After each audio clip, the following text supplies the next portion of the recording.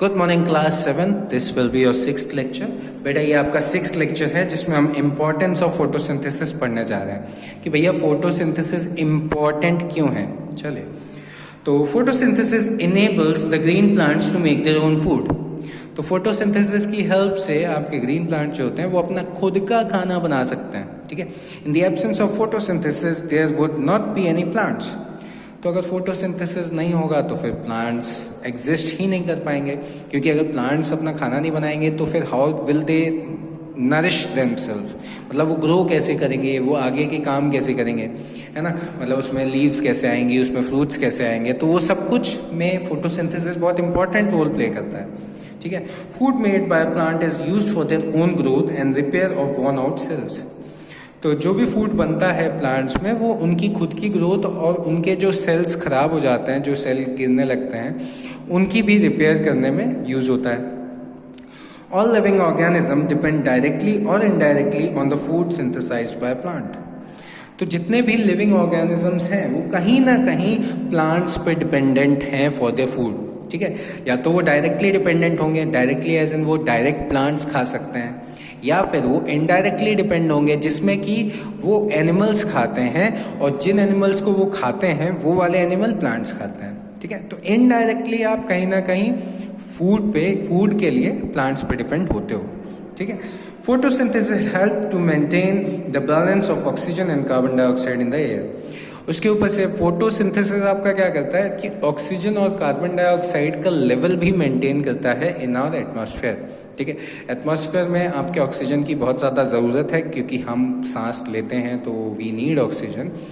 तो वैसे ही ऑक्सीजन के अलावा कार्बन डाइऑक्साइड भी होती है हमारे एटमॉस्फेयर में, तो उसको बैलेंस करने की भी ज़रूरत है। अगर वो ज़रूरत से ज़्यादा बढ़ गई तो it is not good for us for respiration. ठीक है, रेस्पिरेशन एक प्रोसेस है जो ह्यूमन बींग्स करते हैं टू गेन एनर्जी। ठीक है, एनर्जी प्रोड्यूस करने के लिए बॉडी में रेस्पिरेशन की ज़रूरत पड़ती है।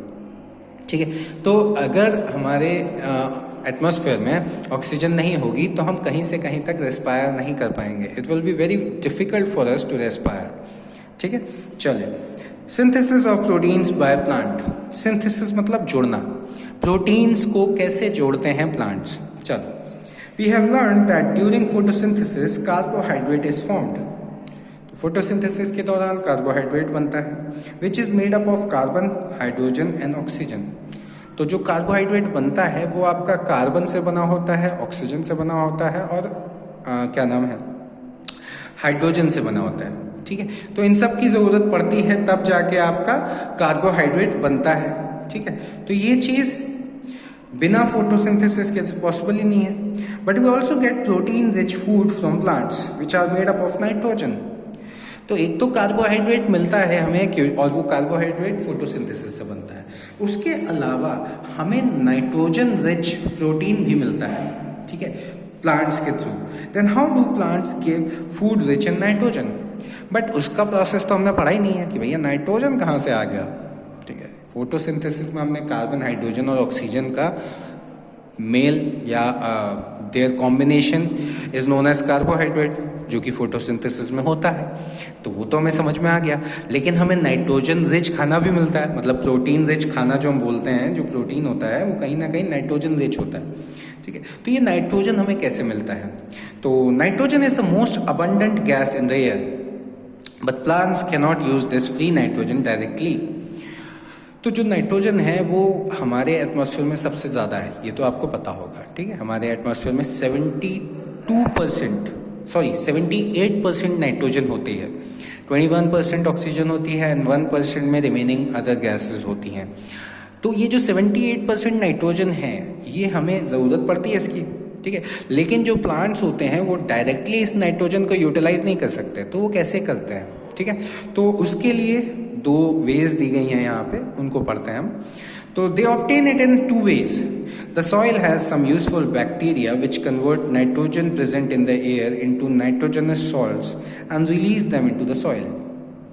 तो सॉइल जो होती है आपकी, जिसमें प्लांट्स ग्रो करते हैं, उस सॉइल में कुछ बैक्टीरियाज होते हैं and they are known as helpful bacteria, मतलब वो हमारे लिए हेल्पफुल होते हैं।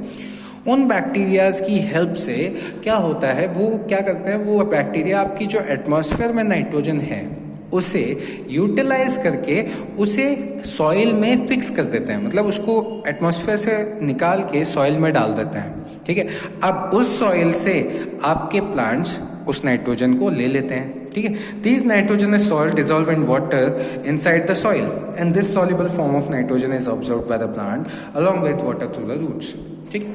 तो क्या हुआ कि जो नाइट्रोजन बैक्टीरिया ने सॉइल में मिलाया, वो वाला नाइट्रोजन हमारा वाटर के साथ मिक्स हुआ। अब ये जो वाटर है वो हमारे प्लांट ने विद रूट्स कैरी कर लिया, मतलब ले लिया, ठीक। Farmers add chemical fertiliser to the soil which are compounds of nitrogen. उसके अलावा जो हमारे फार्मर्स होते हैं वो भी नाइट्रोजन रिच फर्टिलाइजर्स को सॉइल में मिलाते हैं, जिससे कि वो वाला जो नाइट्रोजन रिच फर्टिलाइजर है वो हमारे प्लांट्स ले सकें और ग्रो कर सकें, ठीक है। In this way, plants get nitrogen to form protein that is added to the food item we get from the plants.